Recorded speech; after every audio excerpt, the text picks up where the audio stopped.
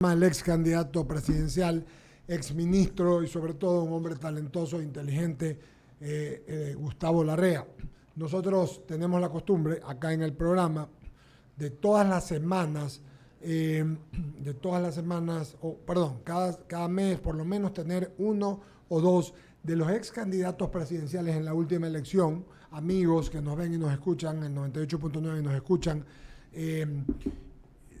Tenemos este hábito porque pienso que de alguna manera son referentes, tuvieron votación y no, la mayor parte son gente, los que tuvieron mayor votación, que tienen mucha conexión con el Ecuador. Entonces, tengo el gusto de saludarte, mi querido amigo y Gustavo, y un poco comenzar a sintonizar la entrevista, un poco comenzar con esta entrevista preguntándote, luego de saludarte, preguntándote, entre otras cosas, Gustavo, ¿cómo ves, cómo percibes el momento del Ecuador, querido amigo? Buenos días, bienvenido a I99 y al programa Diálogo. Buenos días, Eduardo. Un gran gusto El poder nuestro. compartir esta entrevista. Decirte y decirles a la radio audiencia que la crisis del país es una crisis muy profunda, es una crisis política, una crisis ética, una crisis de seguridad, problemas en la economía, problemas sociales graves, que el país yo veo que no soporta más la situación actual y que es necesario un viraje político urgente. El país se nos deshace. Muertes, asesinatos a diario, problemas en los servicios públicos, especialmente en la salud pública y en el seguro social ecuatoriano, que están lejos de brindar una atención adecuada.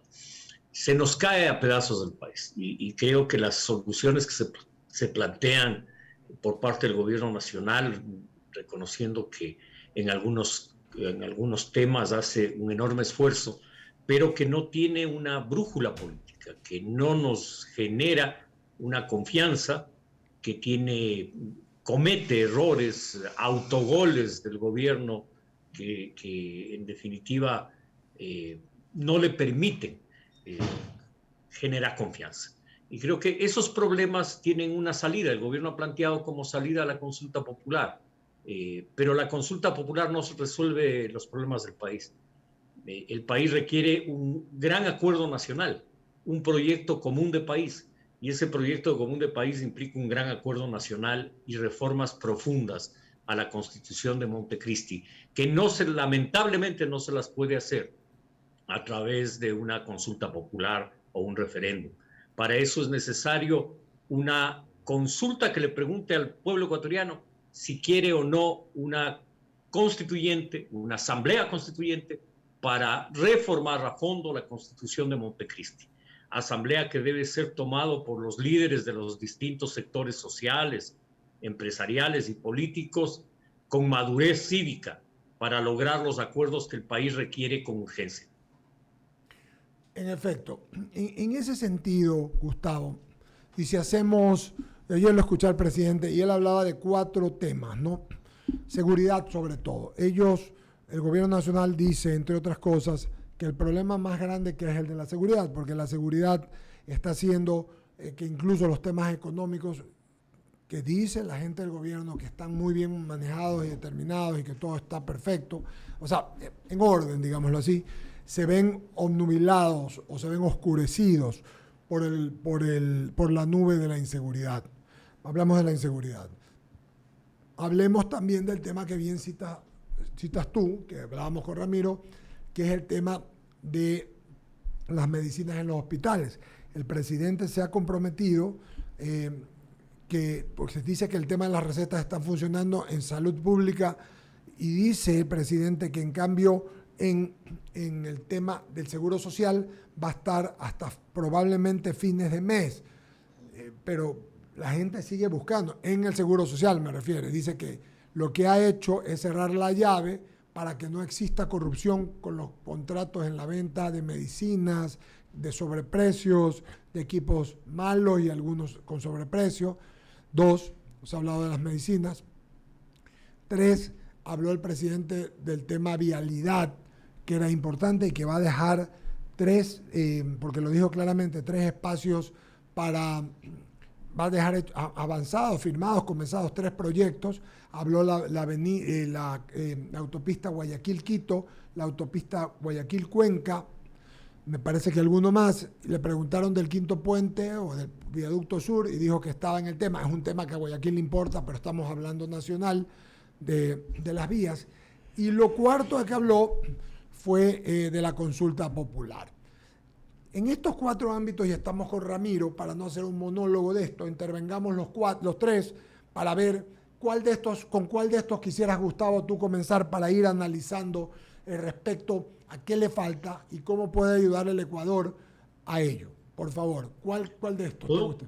Podemos empezar por seguridad, Eduardo. Por favor. Me parece Vamos el tema más candente. Ok, por favor.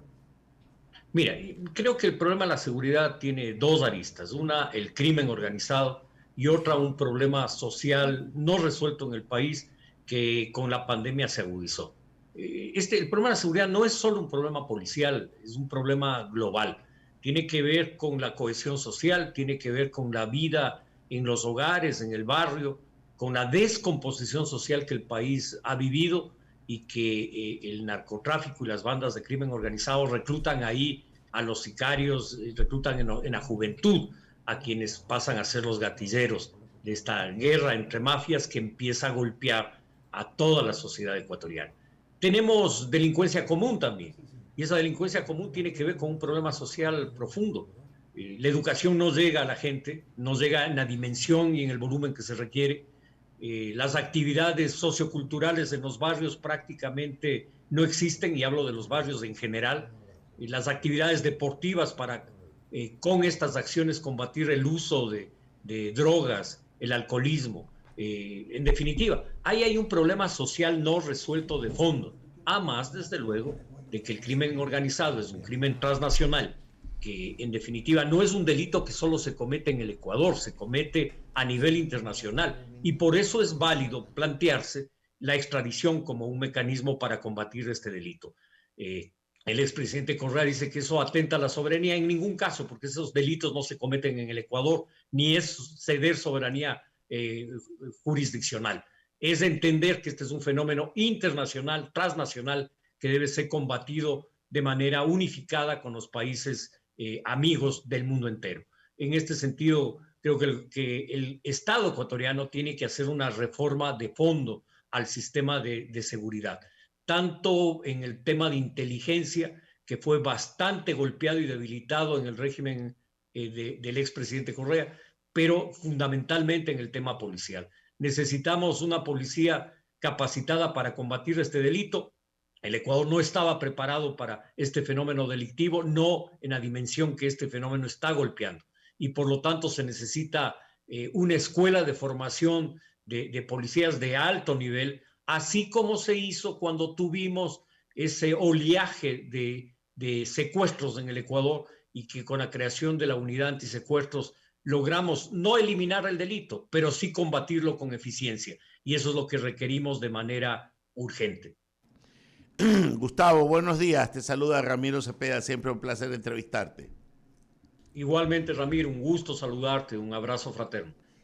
Gustavo, yo quiero llevarlo a usted a un tema macro, porque yo creo, por lo menos es lo que pienso, de que el gobierno, no quiero personalizar al presidente, el gobierno no sabe leer. No sabe leer la política. No sabe leer los hechos. Por ejemplo, cosas que creo que no sabe leer, y esto lo podemos poner sobre el tapete. No supo leer la elección de dignatarios de la Asamblea antes de posesionarse. No supo leer que si quería hacer un cambio político, su momento era cuando la vacunación estaba en pleno auge y su capital político estaba al máximo. No supo leer que puso una ministra de gobierno que no sirvió para mucho. No supo leer que cuando ponía un ministro de Economía más cercano al Fondo Monetario Internacional, lo estaba alejando de las necesidades individuales. Y no ha sabido leer que lo que tienes que es gobernar y no solo administrar, y que incluso en lo que tiene que ver con la administración hay falencias que no se podrían permitir. En este contexto de que yo sostengo de que no saben leer la política, ¿qué opina usted, Gustavo? Ramiro, creo que la falencia más grande del gobierno está en el manejo político, sin duda alguna. No tiene iniciativa, no marca iniciativas políticas. Por ejemplo, el tema de comunicación, mucha gente dice, el gobierno comunica muy mal y el problema del gobierno es la comunicación. La comunicación empaqueta contenido político. Es como un regalo que tú solo entregues el papel de regalo y no el contenido. Y eso pasa con la comunicación cuando no hay política. El gobierno no genera iniciativa política y no genera política. Por lo tanto, está sujeto al ping-pong que la oposición le plantee, que el golpismo le plantee, que quienes intentan romper el Estado de Derecho y la democracia le plantean, y no tiene iniciativa propia. Va al ritmo que le imponen sus adversarios o que le imponen las circunstancias, que no necesariamente todas son planificadas ni deliberadas, aunque las hay. Entonces, el gobierno no tiene un plan político claro, puede tener un plan económico, puede tener idea administrativa, pero no tiene una acción política de mediano y largo plazo. Coincido contigo, Ramiro, en la apreciación de que desaprovechó momentos políticos claves, no supo leer los momentos políticos y se encuentra actualmente sin iniciativa política. Una entrevista, un gorrión no hace verano, una entrevista no cambia la situación, una entrevista ayuda en algo, pero no soluciona el problema cuando el gobierno no tiene un norte político claro. Y creo que el gobierno hace un esfuerzo cuando plantea la consulta popular, pero no comprende que la dimensión de la crisis es mucho más profunda. No comprendió que su misión era liderar el gran encuentro nacional. Y no lo entendió, creyó que era suficiente ganar las elecciones. El gobierno logró ganar las elecciones porque hizo una plataforma política mucho más amplia de la de centro derecha, logró incorporar al centro y a la centroizquierda en esa plataforma y desaprovechó la oportunidad histórica de unir a las tendencias políticas en objetivos comunes. No gobernó con las otras fuerzas. No hay país en el planeta Tierra que se pueda gobernar sin lograr acuerdos. Me refiero a los países democráticos. En Europa, ¿qué gobierno no es un gobierno de coalición? Los gobiernos no ganan las elecciones con el 60%, ganan con el 30, 25, 40 y necesitan cogobernar. El gobierno perdió la posibilidad al inicio de hacer una plataforma más amplia, le faltó generosidad política y comprender que dirigir un país es lograr acuerdos y consensos. Es más, el presidente comete un error terrible cuando dice la política es el hombre del maletín. Es decir, confunde lamentablemente el presidente Guillermo Lasso lo que es una acción política honesta, transparente de cara al país con la politiquería mafiosa que en el país se ha producido. Y por no caer en esa horrible situación de compra de conciencias, el gobierno pierde la brújula política. No se trata de comprar conciencias, se trata de llegar a acuerdos con las otras fuerzas y para eso es necesario dialogar, pero no dialogar para la coyuntura política del momento, para que me aprueben la ley de inversiones y para eso llamo al expresidente a conversar. No, es dialogar para transformar el país de manera mucho más profunda, para reactivar la economía en acuerdo con todos los sectores, para resolver los problemas de pobreza, pobreza extrema, inseguridad, los problemas de salud pública de manera cohesionada como nación, de liderar el país y no liderar solo una tendencia política. Y el presidente tuvo esa oportunidad histórica. Todavía lo puede hacer, pero tiene que hacer cambios profundos en su entorno. Tiene que tener un entorno mucho más amplio que la gente que me dice sí a todo, sino un entorno con el que pueda dialogar, debatir y construir consensos. Lo que él nos planteó en la segunda vuelta electoral, un gobierno del encuentro. Este gobierno, sin duda, no es el gobierno del encuentro, lamentablemente. Gustavo, parece que nos hubiera estado escuchando usted antes, es exactamente lo que hemos dicho. Yo vengo sosteniendo que no es mala palabra sentarse a conversar con el expresidente Correa ni con el abogado Nebo. Lo importante es saber de qué se conversa y hasta dónde están los parámetros de la conversación, porque negociar en política no es comprar, es intercambiar necesidades. Y yo sostenía, a lo mejor Pachacuti necesita que le aprueben una ley y yo necesito como gobierno otra y puedo ir modulando mis dos necesidades, la de Pachacuti y la mía, y llego a un encuentro. Pero eso es el arte de la política, que creo que esa parte del curso no lo ha hecho, creo. Pero yo quiero ponerlo en un escenario. Seguían en la consulta popular por el nivel de aceptación de las preguntas que están planteando al pueblo, que primero quiero ver que pasen el sedazo de la Corte Constitucional, que ahí vamos a ver la primera derrota del gobierno, porque no todas se las van a calificar, y en eso estamos claros. Pero cuando ya estén calificadas, Gustavo, no va a faltar maquiavelos del otro lado que la pinten de tal suerte que por más que le esté preguntando que si quieren ganar $1,000 mensuales, el pueblo les va a decir que no. Esto sucederá en febrero, en marzo, pero lo que sí va a suceder en febrero, salvo que yo me esté equivocando o viviendo en otro país, va a ser una derrota catastrófica de las autoridades seccionales del movimiento de gobierno. Pero él lo acepta ayer.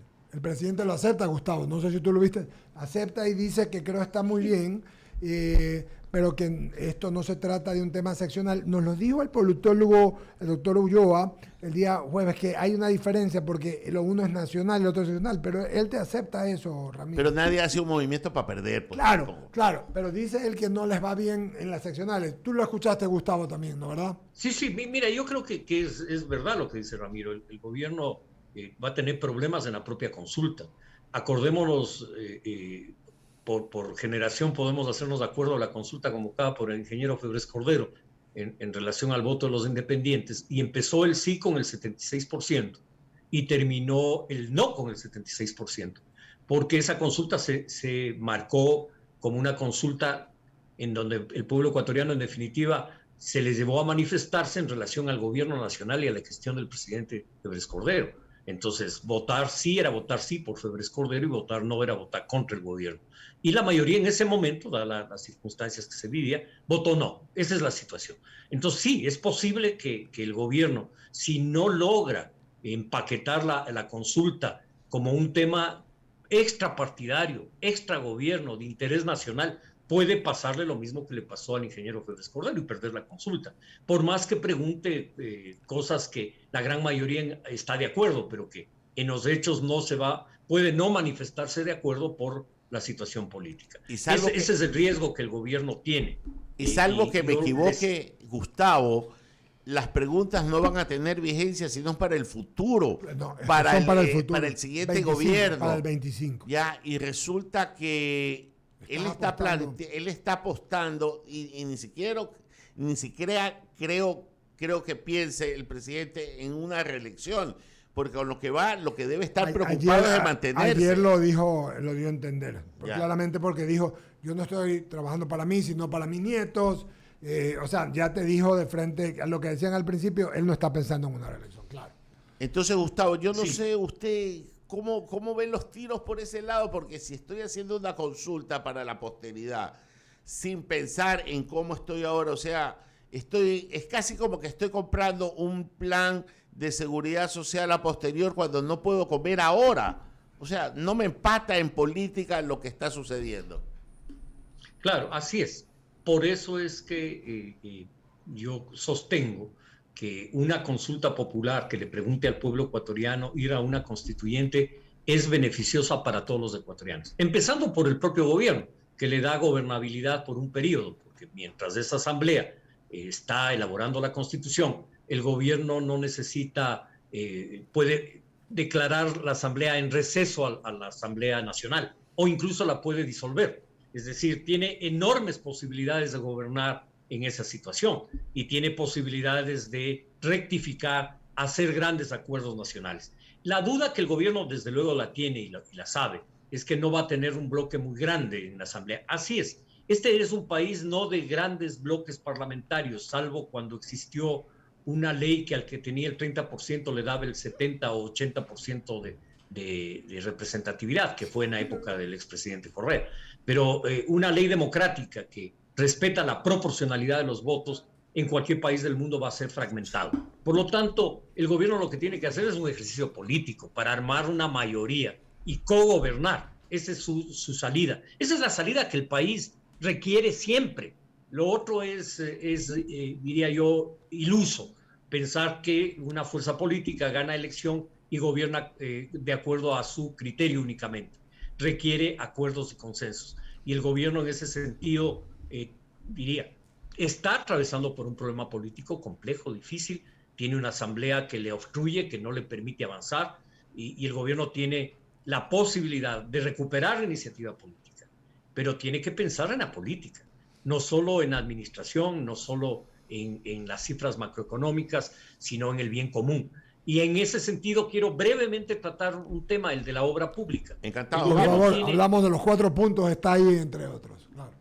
Brevemente, voy a referirme a la obra pública porque el gobierno tiene la posibilidad de hacer inversión para reactivar la economía y el empleo. Uno de los graves problemas que tiene el pueblo ecuatoriano es la falta de empleo. Y el gobierno tiene la posibilidad de hacer esa inversión. Hay una reserva monetaria de 9.000 millones de dólares. No se trata de invertir toda la reforma en obra pública, pero al menos una parte sí.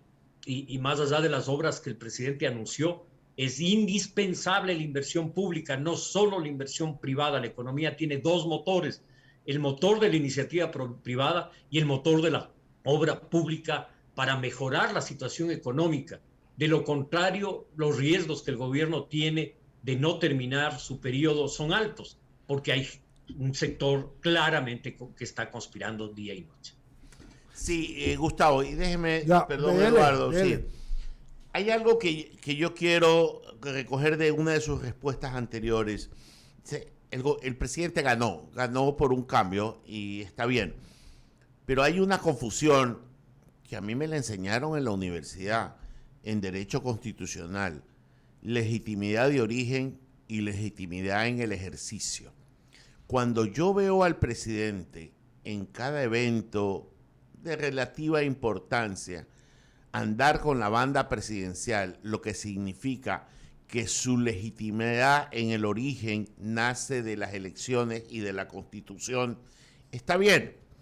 Pero un mandatario, cuando necesita del símbolo para presentarse en un acto castrense o en un acto de menor cuantía, que no sea el informe a la nación, que no sea un acto ya de esos en que el protocolo manda que esté la banda presidencial, yo noto ahí algo.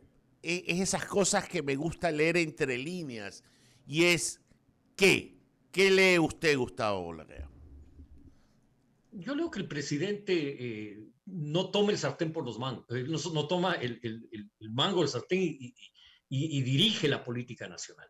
Y yo creo que hay momentos en que sí lo hace y hay momentos en que retrocede. Alguien dice son problemas que tienen que ver con la salud del presidente. No creo que ese es el problema. Yo creo que el problema es que no tiene un círculo político que le permita al presidente gobernar, que le permita tener la iniciativa política de la nación en su conjunto. Y en ese sentido, pues, este tipo de manifestaciones de legalidad y legitimidad, y claro, el presidente tiene toda la legalidad, desde luego. La legitimidad se gana día a día. Y creo que el gobierno dio un paso atrás cuando no comprendió que ganó por haber planteado el encuentro y que ese mismo encuentro debió y debe ejecutarlo. En la medida en que se demore, el riesgo político para el gobierno crece. Es importante que el gobierno rectifique, que entienda que para gobernar necesita acordar, acuerdos, no reparto de nada, no reparto de hospitales como pasó en el pasado, o reparto de aduanas, etcétera. Gobernar con acuerdos políticos con las distintas fuerzas y cogobernar. Creo que esa es la salida que el gobierno tiene. Eso le da legitimidad, eso le da fuerza al gobierno y el gobierno puede hacerlo.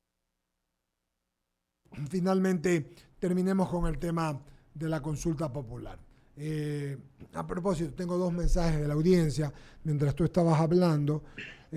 Javier nos dice en uno, leo enseguida, Javier nos dice enseguida, el problema de la derrota para las seccionales ya es visible. se refiere a, dice, ningún candidato de peso aceptó correr con Creo, no logró ni alianzas, las prefecturas y alcaldías donde ha ganado en las últimas 2 elecciones seccionales las va a perder. ¿Qué te parece primero eso? Y hablemos de la consulta popular. Creo que es así, creo que es difícil que el gobierno con una popularidad baja como la tiene, depende de la encuestadora para la cifra, pero más o menos 20%, es difícil que el gobierno de aquí a febrero recupere y logre que eso le sirva para las elecciones seccionales. Yo creo que el gobierno de las elecciones seccionales va a tener un traspié, es evidente que así va a pasar, y creo que no hay condiciones como para que recupere fuerza política. Comparto el criterio de quien envió el mensaje. Y en el tema de la consulta popular, creo que el gobierno debería convocar a todas las fuerzas políticas, sociales, empresariales del país a un diálogo para ponernos de acuerdo en cambios profundos que el país requiere, en grandes acuerdos nacionales. Eso es una iniciativa política, la pongo como ejemplo. Si el gobierno convoca a un diálogo sincero, franco, para resolver los problemas de la nación, el gobierno recupera la iniciativa política y a partir de ahí, en un acuerdo nacional, convocar a una consulta popular para ir a una asamblea constituyente que permita reformar la Constitución de Montecristi, que es en mucho los problemas que el país tiene. Me voy a referir a uno, la institucionalidad democrática del país se cae a pedazos. No existen pesos ni contrapesos ni nada que se le parezca. Existe infiltración de la mafia en las estructuras del Estado. Se requiere, por lo tanto, cambios profundos. Y esos cambios solo son posibles si son consensuados, no impuestos. Por eso es importante que el gobierno recupere la iniciativa y el liderazgo. Gustavo, el hecho de 1995, cuando el Ecuador se unió frente a un enemigo común o una situación, ya no quiero hablar de enemigo porque esa diferencia ha sido zanjada, con Perú, y que tuvimos la guerra del Cenepa y el arquitecto Durán Ballén sentó en la misma mesa a quienes no se podían ver por 1000 razones históricas. Yo creo que hoy tenemos una necesidad probablemente con un enemigo más perverso, porque al Perú se lo identificaba y hasta había códigos que se debían respetar en una guerra convencional. Pero la guerra que tenemos ahora contra las mafias, contra el narcotráfico, contra el blanqueo de dinero, contra la delincuencia común, es mucho más complicada, porque es un enemigo que existe, pero que no se ve. Entonces yo coincido con usted que es el momento de la patria, pero para eso se necesitan renunciamientos de parte y parte, pero el que debe de dar el primer paso siempre será el primer mandatario, a mi entender. Así es, porque una iniciativa de esa naturaleza, planteada por cualquiera de las fuerzas políticas, las más grandes, las pequeñas, no tiene el peso político que tiene si el gobierno la convoca, y la puede convocar incluso con el apoyo de la comunidad internacional, de los países amigos, de los organismos internacionales, en el sentido de que el país está enfrentando una guerra interna terrible.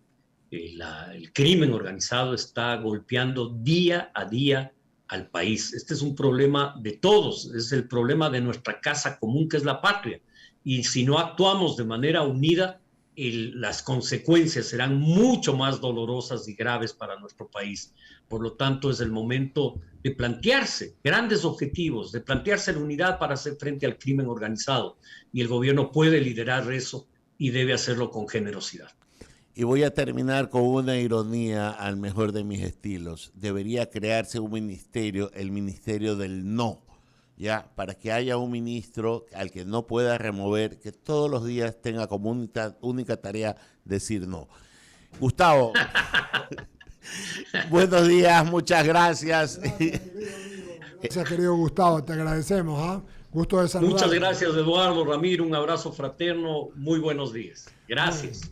Muy bien, es hombre inteligente, Gustavo Larrea, ¿no? De buen talante. Inteligente y claro. Claro. Puede que no sea de mi simpatía ideológica. Claro. Pero lo que está diciendo, ponle el matiz que te dé la gana, ponle